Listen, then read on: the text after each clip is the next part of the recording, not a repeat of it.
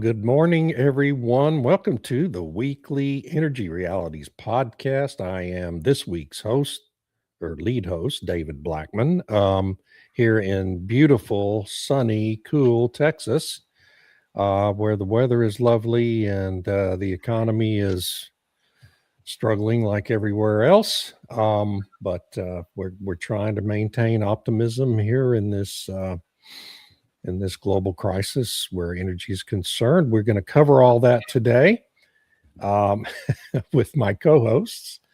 Tammy Nemeth is in the UK this morning. How are you today? I'm doing great, David. Thank you for asking. I hear Ed Miliband is got a solution for all the problems now. Is that true? More solar, more wind, and heat pumps. Keeping oil and gas in the ground, the usual net zero stuff. And then he got Oxford to produce a study to support it, which is hilarious. Yeah, I saw that. Holy smokes. Whatever happened to Oxford? Oh, man. I know. Makes me cringe you every expect time it from Leeds. You expect that kind of stuff from Leeds, right? I mean, we've gotten it for a decade now from Leeds, but now they've co-opted Oxford too. It's just extraordinary. Well, Larry Ellison is building a massive sort of sustainability, climate change place on the outskirts of Oxford. That's going to be focusing on this stuff. So, yeah, along with medicine and other things, apparently. How's it going to power it? They have a solar. They took over a whole bunch of farmland right beside it and built a big solar installation. Oh, this is horrible. It's really sad, actually. When you drive into Oxford, it's like, no, this looks bad. Yeah. But whatever. Yeah. Okay. Okay. On to Bulgaria, where Irina Slav is in her library. How are you this morning? I'm good, thank you. The weather is extremely crappy, but it is spring. It's going to get warm. I haven't checked fuel prices since Friday, and I'm a bit scared to do it, but I'll have to tomorrow. Yeah. I forgot to mention that WTI is at 100 and almost 102, and Brent is almost at 116 as we kick this off today. That's fairly robust pricing for crude oil, isn't it, Dr. Turley? It is, and I believe, Irina, didn't you have last week's tally? I do. So last week when we did the perfectly pointless exercise of predicting oil prices, but fun. It's always fun. It's always fun, which is the point. So Stu, you were the closest, predicting 95 WTI. I was second with 90. Tammy was third, predicting 87 per barrel of WTI. I'm sorry, David, you were the bear in the room with 78 per barrel of WTI. 78. Wow. Which just goes to show that all these price predictions by investment banks and analytics firms and whoever has research in their name, it's just waste of money. Yeah, it certainly is. If I'm predicting that's for damn sure. No, it's not. We were all wrong. You can never know. You just never know. So AZ land. Oh, go ahead, Stu. Patrick, no, I cannot afford it, but my portfolio, when I'm doing either covered calls on Chevron, Exxon, or my XLE, is doing quite well today. So thank you for pointing that out. I don't give investment advice. It's for entertainment purposes only. Exactly. Aslan says Irina called fertilizer prices too. Yes, she did. Well, I don't remember putting a number, but yeah, it was obvious they're going to go through the roof. Yeah. Skyrocketing. Yes. Everything is right now.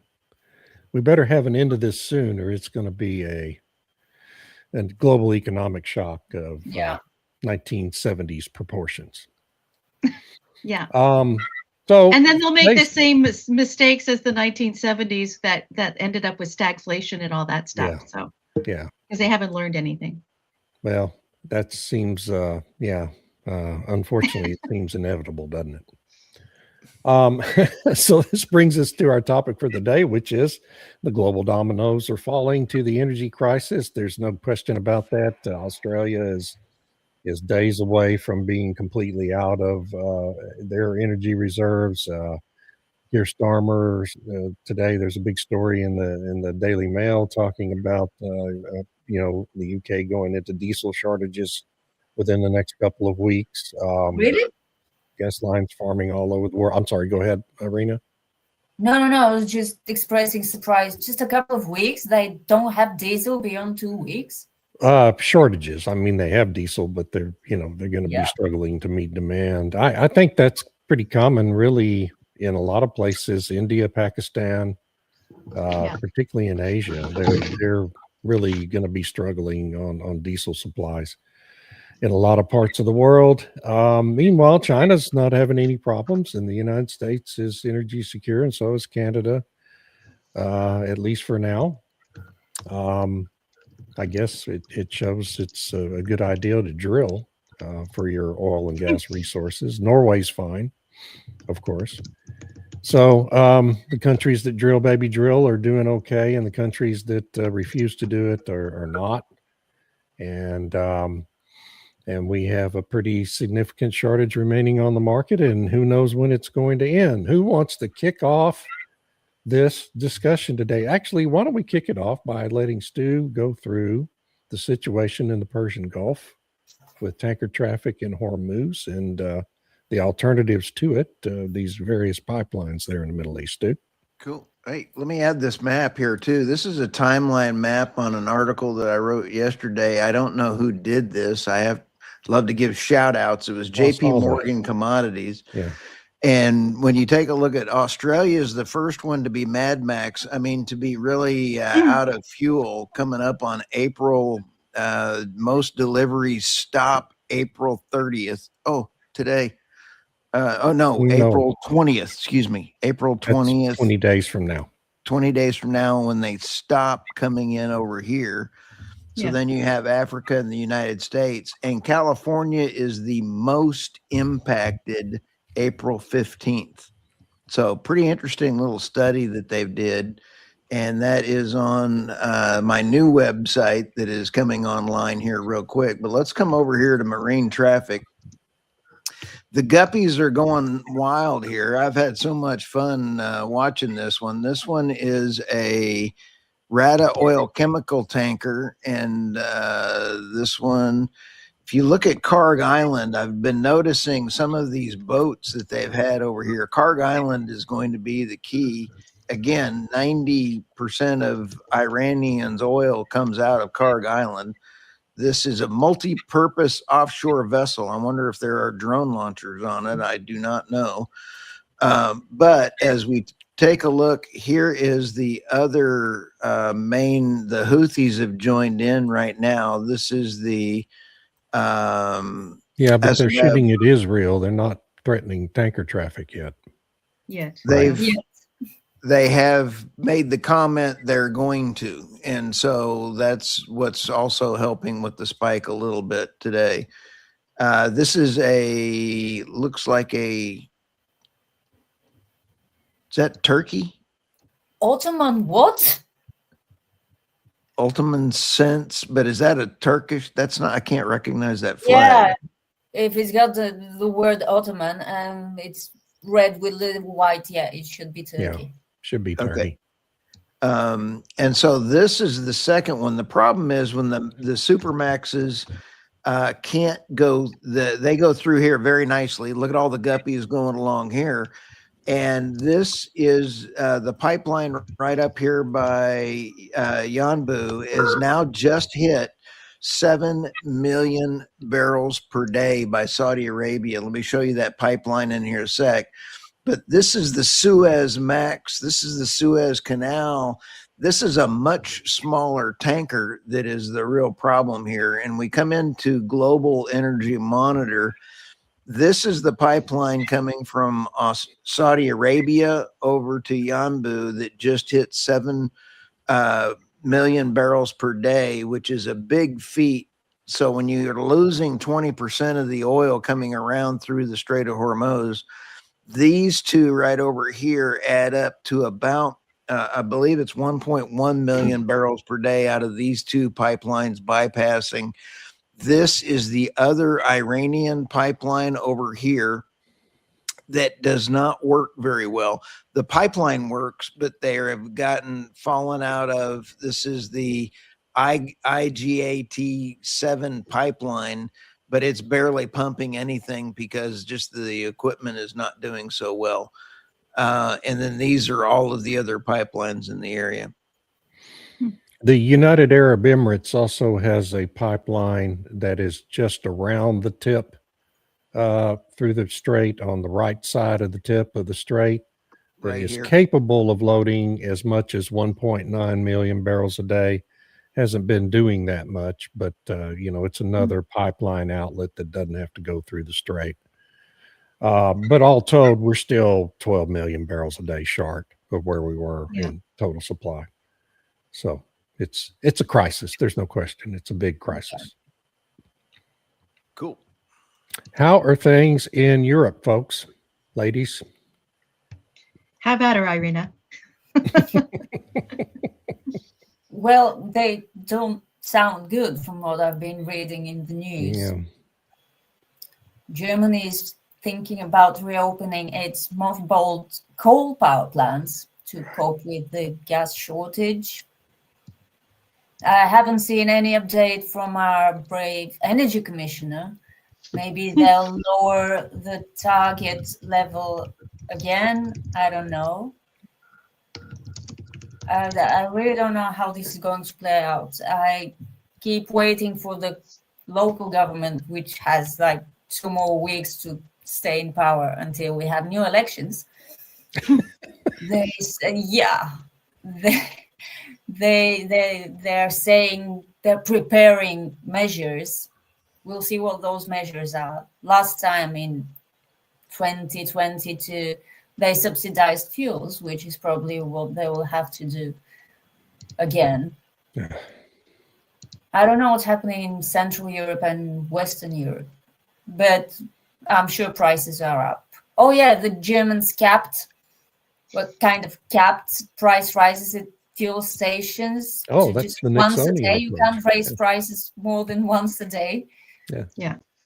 And Worked the out very great for fact they Richard had Nixon. to do this is really concerning to me.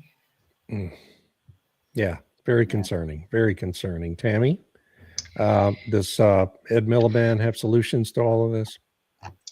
So what's interesting, if you follow what Ursula von der Leyen is saying and what the UK government is saying, they're all doubling down on net zero. So they're like, okay, this is like 2022. This is the lesson we need to take away, is that fossil fuel dependency is a national security vulnerability. Therefore, we need to double, triple down on wind, solar, batteries, and maybe nuclear if we have time, which of course there's no time. So it's like they learned nothing from the last time. Everyone was talking about energy security in 2022, and we need to get off oil and so on and so forth. They went and spent a whole lot of money on wind and solar, which really didn't do much to provide long-term energy security. And they're at it once again. And so I've read stuff where commentators, economists are saying their energy security is the big thing. This time they're going to listen. This time they're not going to be, investing in all this stuff. So the UK in particular, Kemi Badenoch, who's the leader of the Conservatives, was in the House of Commons pushing at Keir Starmer, saying, why won't you open up the North Sea? Why don't you remove the windfall profits tax? Why don't you encourage UK producers to produce our own oil and gas and reopen refineries? And his response was, that's not my decision. It's Ed Miliband's. Oh my goodness. Yeah. And so it's like, so your energy secretary, or the secretary for energy security and net zero, which is, an oxymoron if you ever heard one, is all, no, fossil fuels, keep them in the ground. We're going to build up more wind and solar. We're going to mandate solar panels on every house. We're going to mandate everybody has a heat pump. And the faster we get off oil and natural gas, the better. So more EVs, more chargers, everything that you know about net zero, it's a triple down. So that's what the UK is doing. They haven't learned anything.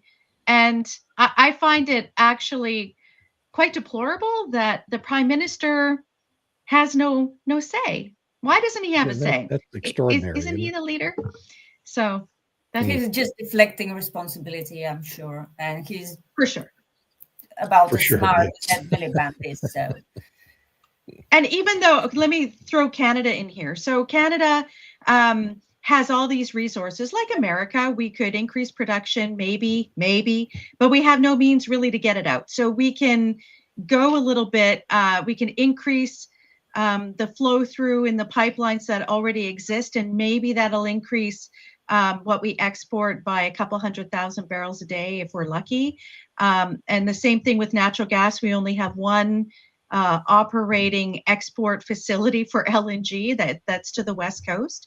And instead of, how can we develop more or, approve pipelines quicker or something, we had Mark Carney in Nova Scotia the other day talking about, wow, we're going to fast track wind off the coast of Nova Scotia. And they're going to help, the grid on the East Coast. And we're going to accelerate more wind and solar and have a national grid in Canada. That's their solution. And there was they threw a dog a bone with saying, well, maybe we'll also we'll open up areas offshore Nova Scotia, Newfoundland for natural gas development. Well, how long does that take? Then it's for bidding for exploration. Well, I'm glad they're doing it. We know there's lots of natural gas there. I don't know why Imperial Oil shut down Sable. I know Sable Island was kind of running out.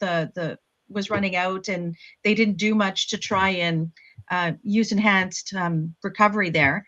So we know there's natural gas there, but who's going to invest in it? And with the Canadian net zero policies, is it worth it? Right. Yeah. Well, and that's the problem. And of course, you got a 7 to 10 year lead time before you reach first production on a new field in the offshore. So, I mean, that's not no near term solution. And you bring up natural gas. Of course, we also have every bit as big a crisis with natural gas supply globally now as we do with oil, LNG I'm talking about, because we've lost 17% of global supply out of Qatar, and there's no ready substitution for that.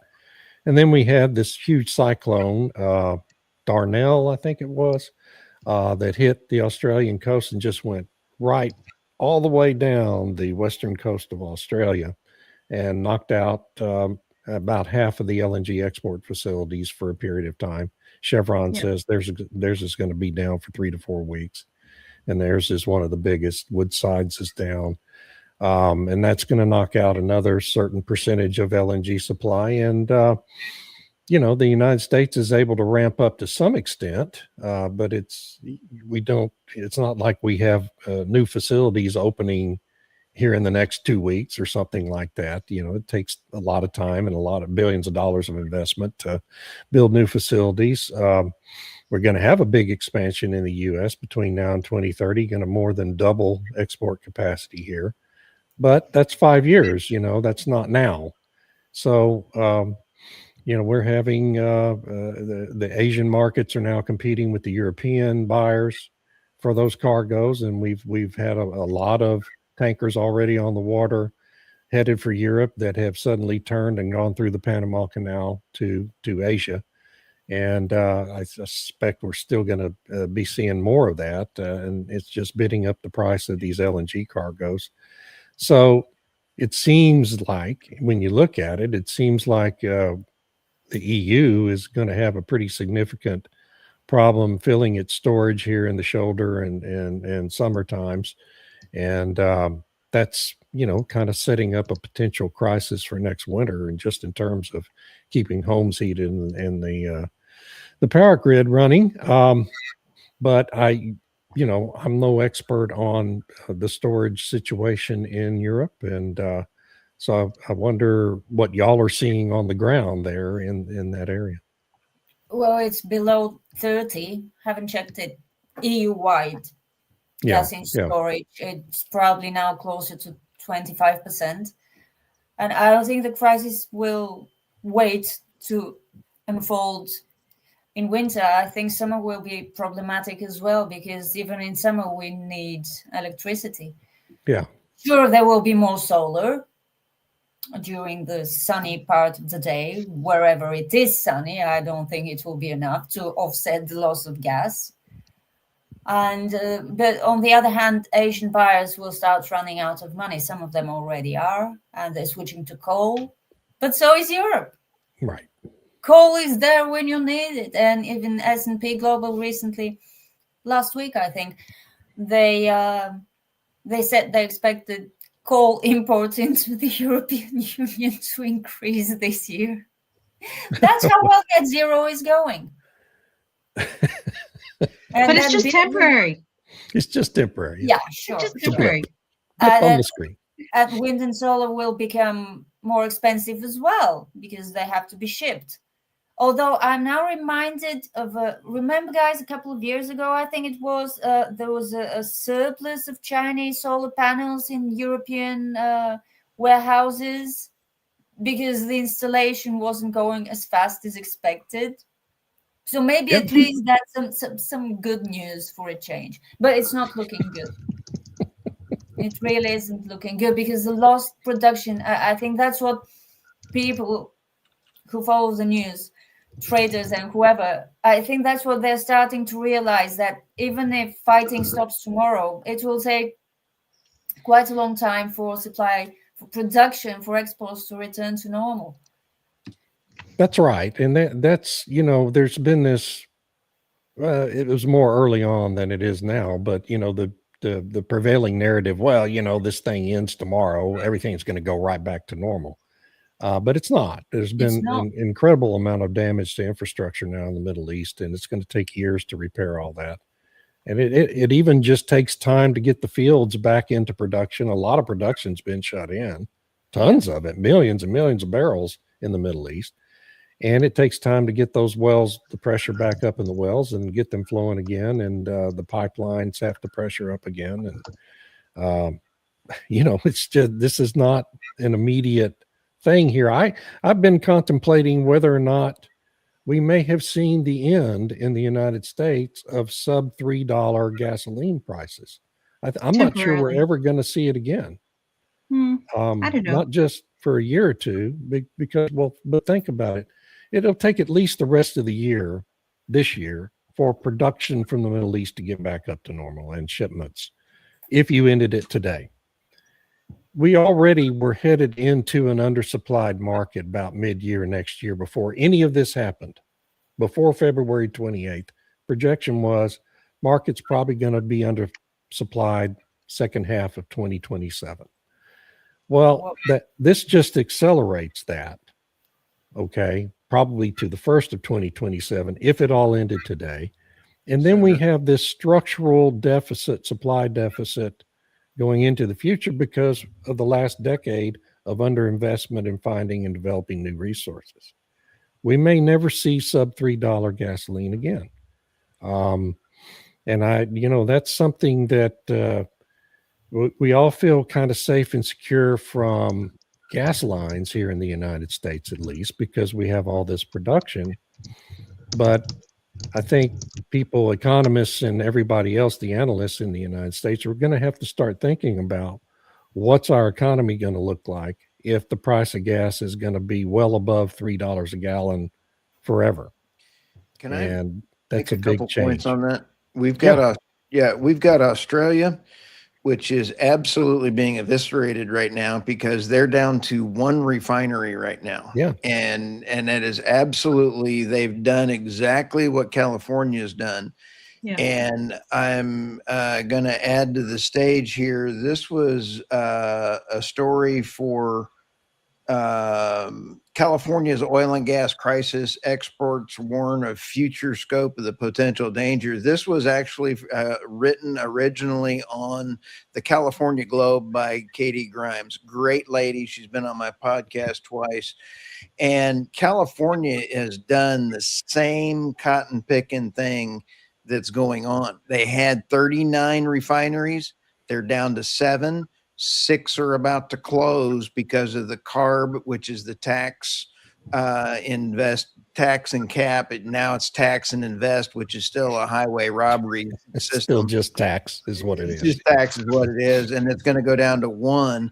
Well, we just had the offshore Sable system federally mandated, and if we don't federally mandate the entire problem out of California, Californians are going to see $9 gasoline, David, here very quickly because of the supply lines. Well, that Can would I help jump in? the EV adoption rates, wouldn't it? Do what For now? sure.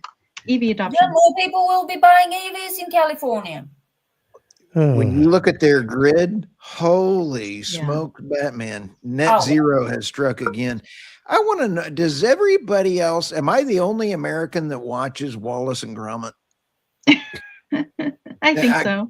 I love Wallace and Gromit, and that's my favorite imitation of Ed Miliband. Jeez. Sorry. Tammy? So, yeah, I wanted to just chime in there about what you said, David, because what happens if Russian sanctions are removed and they get to increase their supply to the world market? And what about Venezuelan oil production if that increases once they get stuff up and running? And then we have the increased production of Guyana. And then there's, other jurisdictions that West could Coast see of these high Africa. prices and then be like, well, we should increase our investment. But I think what it comes, a bigger issue is the refineries. And, you look at the UK, how they've been shutting down refineries. Right now, what you referenced at the beginning with the UK, Keir Starmer has a meeting with the oil industry execs, the insurers, and I think fertilizer companies, because half of UK diesel is imported. And so now they're like, we've got maybe a couple weeks of diesel in storage. And if we don't get more in, this is going to be a big issue because they've been importing it from other jurisdictions, which are now saying, we're not sharing, we're keeping it for ourselves. And so I think it's one of these situations where the higher prices could increase the production, but then there's bottlenecks when it comes down to the refineries and producing those refined products. And then you've got mixed messages from the EU and the Western countries saying, well, you know what, we're doubling down on net zero. We're not going to need it all anyway. And this is a great opportunity to motivate consumers to switch. So then, what's a company to do? Because on the one hand, they're being pressured to do stuff now, this instant, tomorrow. But down in the midterm, it's like, well, do we make those financial commitments when these jurisdictions are telling us they're going to phase us out anyway? Exactly. So I would hate to be an executive right now in an oil company. May I make a point? Absolutely. And I want people's opinion on this. Russia just has been getting bombed, and Ukraine has been crossing NATO airspace with drones, taking out Russian refineries that is supporting a lot of exports for the area. So, Tammy, you have a fantastic point, but their largest refinery is now burning right now, and you take a look at the number of refineries in the Gulf states, the UAE, Saudi Arabia, and everything else. I've been I went to Oklahoma State, but I did get an MBA from another university, and I can count the amount of refineries that are left versus demand, and prices are going up. Russia is at a limited ability to kick in to extra buying. He is smart to move everything to Asia. Europe, they just banned petrol exports for a month from April because they have planting season as well. Yep. Yes. So you have China wiping out their exports. You have Russia wiping out their exports for, energy security starts at home, but energy dominance is through your exports. Wonder who says that. But you sit back and take a look, it is going to be a real problem. Anyway, I just wanted to point that out on Ukraine lobbing bombs across NATO. Isn't that an Article 5 of offense? Just checking. Yeah, you'd It's think. fine, You they're know. friends. It's Baltics. I don't mind. Actually, one of the Baltics summoned the Russian ambassador to berate him about the Ukrainian drone crossing into Lithuanian space. What? Okay. I So don't know. they complained to the Russian ambassador because Ukraine was bombing They were Russian. angry. Yeah, they were angry with the Russian ambassador that Ukrainian drones were crossing into their airspace. Well, Doesn't matter. But that makes that's sense, like, I guess. it's typical kind of thinking in European political circles. Yeah. And there was a very pertinent comment a while ago about why they're doubling down on net zero. And it's the same point I've been making for years. They just cannot admit they were wrong.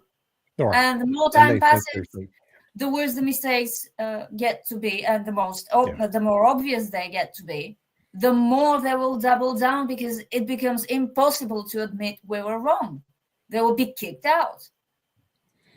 Literally. Right. Yeah. I mean, they can't, right. They become a pariah in society if they admit they were wrong about all this. It will be bad. They might get even sued. Yeah. You never know. Well, used to, they get hard and feather. The crisis provides an opportunity to save face. And instead of taking that opportunity, they always talk about risks and opportunities. Here's an opportunity on a silver platter, and they choose not to take it. Instead, they triple down. And with respect to the comment about Friedrich Merz saying, it's irreversible, we can't do it. The Wall Street Journal had a great piece on Substack over the weekend where they talked to one of the nuclear experts who's involved in decommissioning the various nuclear power plants, which is ongoing. And they're like, actually, we can reverse it, but we can, if you wait too long, then we can't. But if we were to do so, this would be the cost. And they broke it down with really conservative estimates and so on. And that it would cost the same as the subsidies and annual subsidies to the wind and solar people in Germany. So they could take one whole year of subsidies, put it towards the revitalization and the restoration of the nuclear power plants, which could technically be up and running. I think they said 18 months, but I could be wrong because I'm just remembering from the article, which could be pretty fast if they chose to do it. But it will be a little bit expensive. But stop the subsidies to wind and solar, put it towards nuclear, and then it would end up generating like 8 times the amount that the wind and solar is providing if they were to revitalize these nuclear power plants. So they can do it. They demolished the last one. No, they didn't. They demolished some of them, and other ones are in the process of being decommissioned. So it actually takes some time to decommission a facility. And there's I think 2 or 3 that have been completely done, whatever. But there's some that they're in the process, and that process could be reversed. So here's an opportunity, Germany. So those reports, sorry, Tammy, those reports that they demolished the cooling towers or whatever of the last nuclear power plant were inaccurate. I guess so, because there seems to be evidence to the contrary. I think they just demolished the cooling towers. They didn't take out all the other plant and equipment. Yeah, probably that's it. But still, you have to rebuild. Right. Yeah, but you could rebuild it. You could rebuild it. I've heard it before that it's reversible unless a lot of time passes, which is how we lost our 4 reactors at Kozloduy, because when the EU said shut them down, we shut them down. It's been way, way, way too long to be able to restart them. So now we have to build new reactors. So much cheaper. I think Mertz's comments indicate the reality that Germany has the same problem the United States has. Mr. Merz represents a more conservative, supposedly, party in Germany than the previous PM. What was it, Schultz? Right. Yeah, the socialist guy. But what you No. see is there's really a uniparty. Merz uses rhetoric saying he wants to change the way things work, but then he says, oh, well, it's impossible to do it, right? Once he gets into office, which is what Republicans do in the United States. They, they talk a good game in their campaigns, and then they get out to Washington, D.C. And what they really are is they want to do everything the Democrats want to do. They just want to do it a little slower, right? And use different talking points for their campaigns. So it's the uniparty concept is a global thing, not just in the United States, all you Americans out there. Yeah, UK has been a uniparty for 20 years now. I mean, the conservatives were in power 14 years, did the same stuff. I know. Well, that was David Cameron who shifted the party to the left, saying that the young people wanted them to have more action on green stuff, which whatever. Can I go back to the coal comment? Because somebody was talking about import taxes in the EU. There actually isn't an import tax on coal. The coal is taxed through the emissions trading system once it's combusted for energy. And I looked up the cost. If it's hard coal, it's charged, the equivalent is 62 euros per megawatt hour just from the ETS. For lignite, it's 80 euros per megawatt hour is what power plants are charged if they're burning coal. So that, of course, adds to the cost to the consumer. And the consumers are the ones who are really hurt here. And there doesn't seem to be any, the only indication that they're doing something is some European countries are removing taxes that are on fuel. Others are I think Germany has their own thing that they're doing. So every country is sort of addressing this in their own way. I think there's some provinces in Canada that are removing their fuel taxes.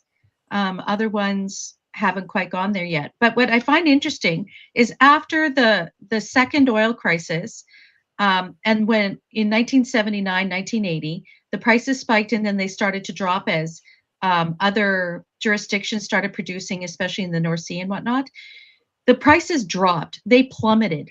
And governments added fuel taxes in order to make it more expensive for consumers so they didn't waste the fuel. And they never got rid of those taxes. All of those taxes are still there in Canada and Europe, whatever. And in some places, it's like half the cost of when you fill up at the pump, half that cost is taxes. Yeah. So governments have the means to ease the pain for consumers. They just never choose to, or they choose to once in a while. Two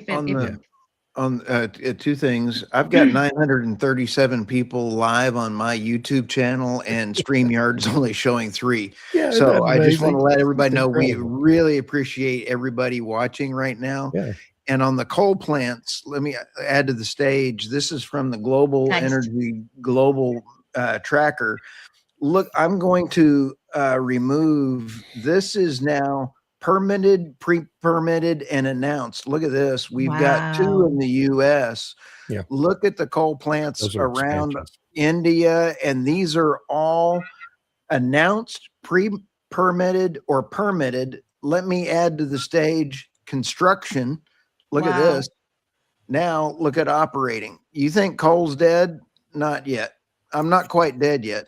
Now, in Japan, I wrote about this over the weekend. They're reopening their plants.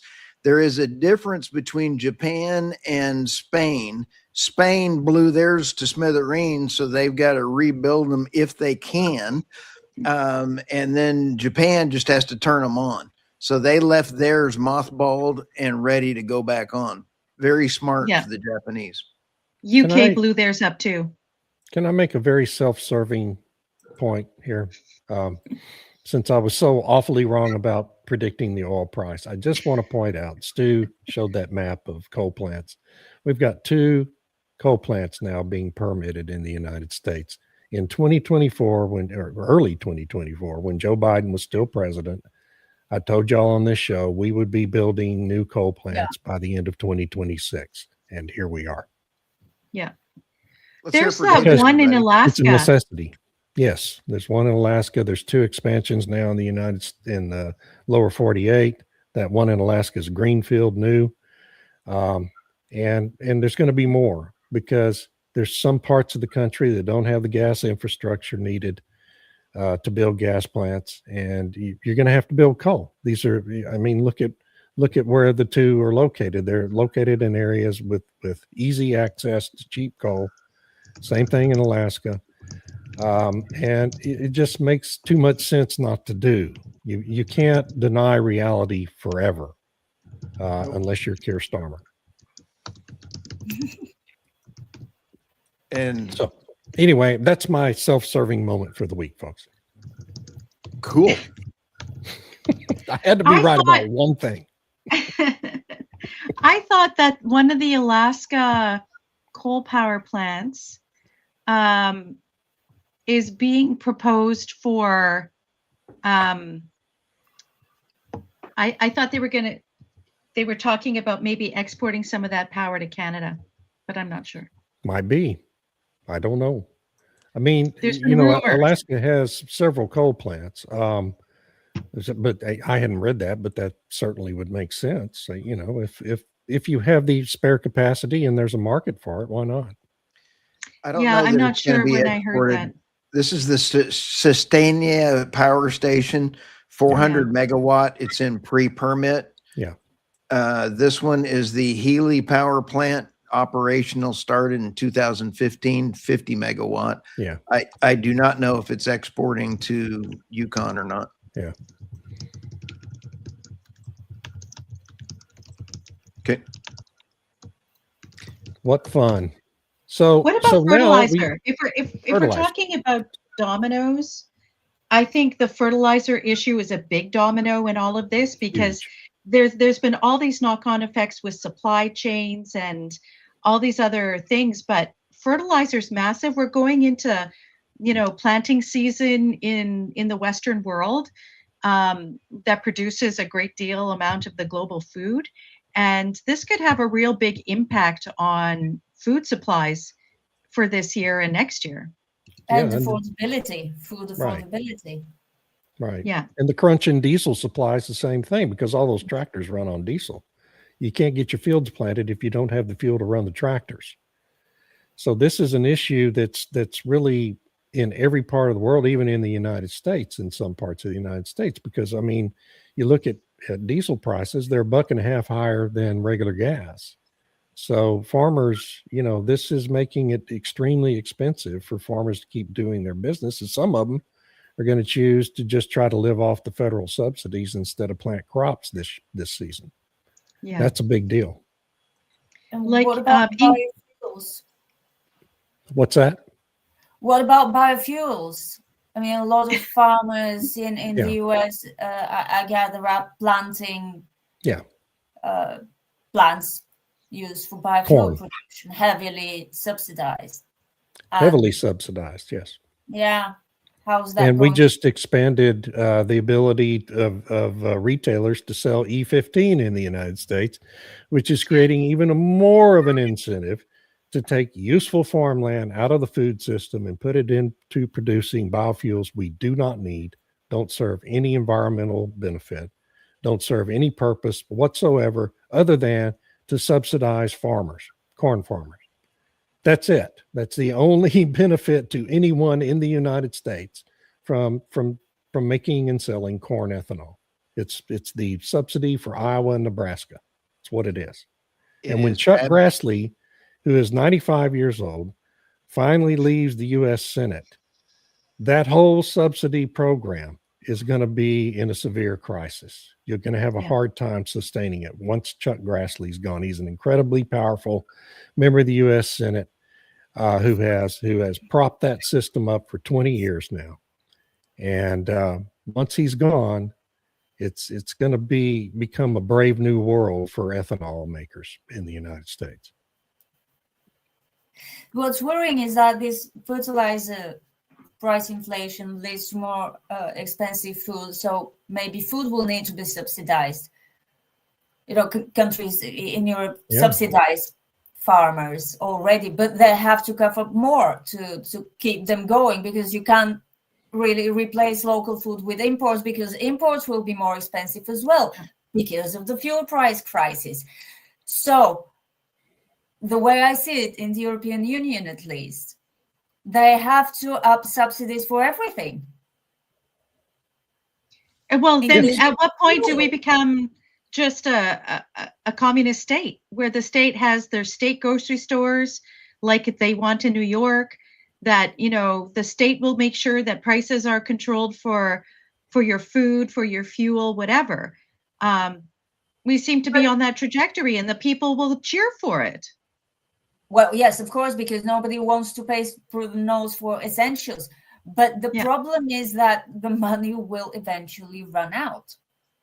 And that is the problem, as Mrs. Thatcher famously said. Yeah. And it will not run out in 40 years or even in 20. It will be sooner, because they're already pouring billions into wind and solar with no palpable effect on economic growth or energy security at all. Yeah. So that's a lot of money already wasted, and now they have to spend more to subsidize the things that matter, such as food. What are we doing? Yeah, one person said, someone said, they really can't get anything right, and you're absolutely correct. That is true. Yeah. Well, one of the interesting things about all this kind of socialist thinking and stuff is that yesterday, the Socialist Party in Canada elected a new leader, Abby Lewis, who is a scion of socialists, champagne socialists in Canada, went to a private school, all this kind of stuff. His dad was the UN ambassador for Canada, or Canadian ambassador to the UN and whatever. So he's part of that whole kind of intellectual milieu. But his speech was, we're going to have, if he gets elected as national leader, as if the NDP win power ever, which is unlikely, but if they did, they want state-owned building companies that will do housing. It'll be state-owned housing, state-owned grocery stores, state-owned energy, state-owned. I'm like, what? Soviet Union? Hello? Collective farms and all that? It's a recipe for disaster. And he's saying all this stuff and everybody's cheering. I'm like, oh my gosh, what are you, like, this is just a terrible idea, especially with. How do they explain it? Why? Why? Because capitalism has failed. And if you look at all these high oil prices, high energy prices, high food costs at the grocery store, that's because of rapacious capitalists. It's not because of any of the supply chains or inflation or anything governments are doing. It's capitalism's fault. And that's, you know, the mantra that they repeat all the time. And, you know, I don't know, these ideas like Mamdani in New York and these other socialists in Los Angeles and whatnot, it resonates with people who feel like they're hurting at the pocketbook, and they're looking for options on how to fix the problem. And the fix, they'll do socialism better this time. They'll do it right. Oh yes, of course. Just haven't done it right. Right this time, every single time. Yeah. But, you know, Gail had a really good point here about it. When times like this happen with energy and whatnot, then there's a move towards better efficiencies and whatnot. And I'm still thinking that they're going to push EVs as the most efficient thing to save energy and whatever. Oh, yeah. And Ed Miliband in the UK was talking about how he wants super cheap solar panels you can pick up at the middle of Lidl and just plug into your property and have your own solar power. So those things already exist, right? I mean, I've got a radio that came with a couple little solar panels that when the power's out, you take it outside, you set the little solar panels up, you plug it into the radio, and presumably if the sun's shining, you're going to be able to listen to your radio, right, for emergency services. And so, you know, that's a cool little thing. Is that a scalable societal solution? No, it's ridiculous. It's absurd. It's a pinprick kind of approach to a massive problem. And you know, and it's a short-term problem not a problem 12 years from now or 25 years from now. It's a problem now. Anyway, Yeah. all this discussion about, well, we're going to double down, triple down on solar and wind, especially wind. I mean, solar, at least you can do quickly and fairly economically in some parts of the world. But, you know, the discussion around build more wind to solve any of this is just the most despicable, disgusting, ridiculous crap I've ever heard in my life. Anyway. Exactly. Until we get in the United States for consumers a redefinition of the levelized cost of electricity, a new definition. Yes. Wind and solar have to pay for grid resiliency by paying for storage. Yeah. Once you have wind and solar paying for a certain amount of storage, whatever that formula is, I'm all in. If you want to put a natural gas plant, a coal plant, or a nuclear plant and compare the levelized cost of electricity under a new definition and have wind and solar and then have land reclamation put into their pricing and then have storage, I'm all in. Let the markets decide. And until we start talking about the fair value, because right now in the United States, wind and solar do not pay for grid resiliency. And it is a huge unfair advantage, and it's a wealth transfer is what wind and solar in the United States is. Sorry for pointing that out. And by the way, they also don't pay for the cost of bonding for the reclamation when they're at the end of life of their facilities, right? $89 billion is the starting point in the United States. The starting. And that doesn't include anything about taking the foundations out of the ground and disposing of them, because you're condemning that land forever with wind towers. You just are. And anyone who says otherwise is either an idiot or a liar. So, you know, they don't, there is the levelized cost is a purely fantasy calculation in the United States. I assume it's the same thing in Europe. If you can redo it, as Stu says, that's the only way to get power companies, the builders of electric generation, to go back to making rational economic decisions about what to build and when. You know, because what they've been doing for 15 years is just feeding on the subsidies. Yeah. And they still are. Yeah. That's a lot of land wasted, as you say, David. Yeah. Aslan, we love Aslan. He says takes oil and coal to make wind turbines. I also want to give a shout out to a gentleman that was on. He was writing on this. I've reached out to him to get him on the Energy Realities, and he is in Australia, but he has been writing about eco-friendly. Let me bring to the stage here. About wind and solar, and Peter Clack, I want to give him a shout out. Go follow him on X. He is an outstanding Australian, and I am trying to get him on the podcast here. And so I've offered to have you guys vote to have him on, but he is bringing up to the huge point about how balsa trees are really a superior problem in wiping out the rainforest, which we need. And everybody, all the eco-friendly folks are going, hey, it's okay to go ahead and wipe out the rainforest for some windmills that don't work.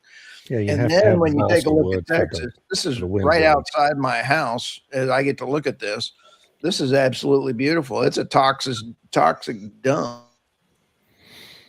Yeah, and where's all of that ever going to go? It's just going to sit there and rot. Into the it's ground. Not ever going to go anywhere.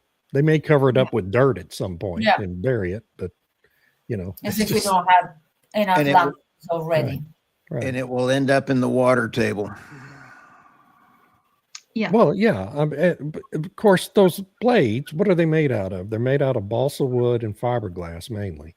Yeah. And what do they do when they retire them? Do they recycle any of it? Not a single shred of it is ever recycled. Okay. It just goes into those kinds of dumps that Stu just showed you. And they're all over the damn place now. They're all over West Texas, all over Oklahoma.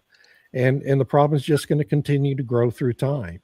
Eventually, regulators are going to have to step up to the plate and do something about it and stop taking money from the wind lobby and actually do the right thing for the rest of your state, which nobody's doing in Texas or anywhere else. Nobody wants to take responsibility for properly regulating this industry.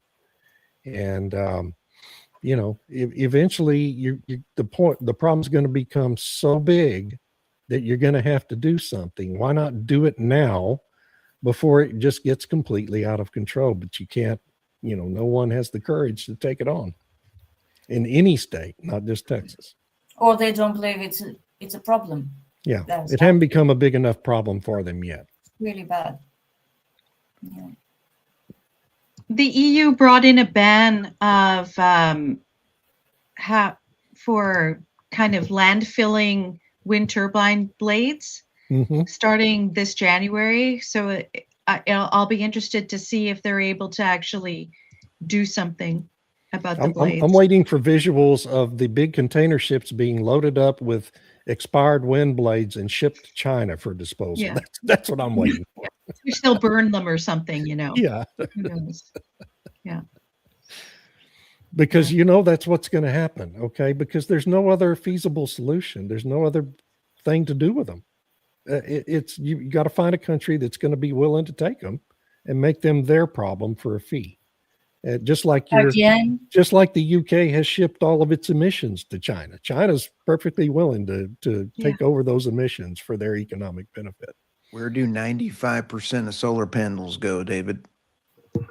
I don't know. They don't get recycled. I can tell you that. They go into public landfills mainly. They get dumped in the ocean. And dumped in the ocean. Yeah. Great. Okay. Thank you, Mark, for that wonderfully edifying comment. Appreciate it. I'm sorry. I didn't see that. I apologize. Oh, yes. I'm going to delete that comment. I apologize.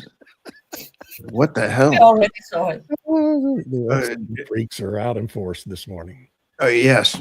Sorry about that. I don't know what was going on. Hey, we have 1,469 on my channel. So I love StreamYard showing two. We've got two on StreamYard, supposedly. And even my LinkedIn is actually performing today. LinkedIn hasn't shut me down. How about that? Welcome everyone watching on LinkedIn. We were unfair to LinkedIn. This is Irina Slav on energy. This is one of the best Substack out there. This is the Nemeth report, and I loved your two ESG articles. They were absolutely outstanding. And David Blackmon, your big stories are absolutely wonderful, and you got a great one there. And then we got this one. There we go. So, and folks, if you're watching on LinkedIn, YouTube, wherever you're watching, there's an opportunity for you to check the box and like. And on YouTube, there's also an opportunity to click that subscribe button. Doesn't cost you anything, just half a second to do the click. And it really helps us with our stats, and hopefully will keep us going and maybe even monetize this thing sooner or later. Anyway, I think we are at our time limit, Stu, aren't we? Yes, we are. So exactly. Appreciate everyone. Sorry we didn't get to everybody's comments, but we do strive to please everyone. So sorry about that. That's all due to my terrible moderation this morning. Next week, Tammy's doing it, so it'll get better. Thanks for the comments. Thanks, everybody.